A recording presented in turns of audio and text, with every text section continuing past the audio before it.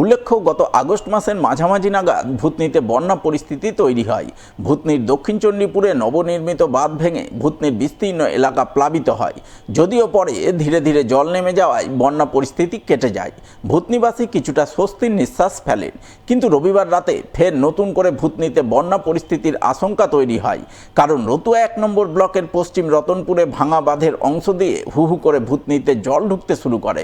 বাঁধ উপচে গঙ্গার জল ঢুকে ইতিমধ্যে ভূতনির বেশ কয়েকটি গ্রাম প্লাবিত হয়েছে বলে খবর।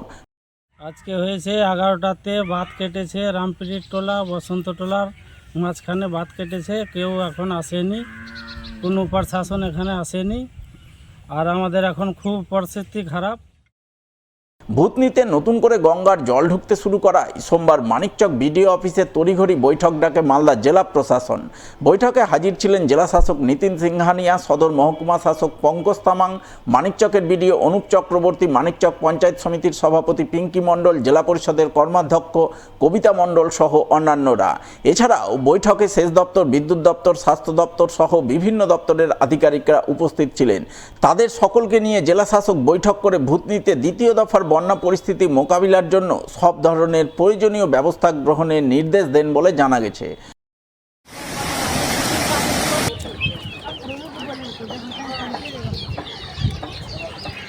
আমাদের জেলা শাসক এসেছিলেন, আমাদের মিটিংটা করা হলো আজকে। আমাদের ভূতনি রিং বাঁধ যেটা ভেঙে গিয়ে আমাদের ভূতনি আবার বন্যার সম্মুখীন হয়েছে, সেই নিয়ে আমাদের মিটিং করা হলো। মিটিংয়ে যা সমস্ত করার কথা হলো আর কি, সেখানে ত্রাণ থেকে শুরু করে খাবার এবং পানীয় জলের ব্যবস্থা এবং আমাদের গরুর কিচেন করা হবে এবং আমাদের গরুর খাবার থেকে শুরু করে মানুষকে কিভাবে সুবিধা দেওয়া যায় সমস্তটা বলা হলো। ডিএম স্যার নির্দেশ দিলেন যা যা করার সব কিছুই করা হবে। এখনই একটা আর্জেন্ট রিভিউ মিটিং হলো, ডিএম স্যার নিজেই ছিলেন উপস্থিত এবং অল লাইন ভিডিও সাহেব পুরো টিম, জেলার পুরো টিম ইমিডিয়েট একটা রিভিউ মিটিং হলো।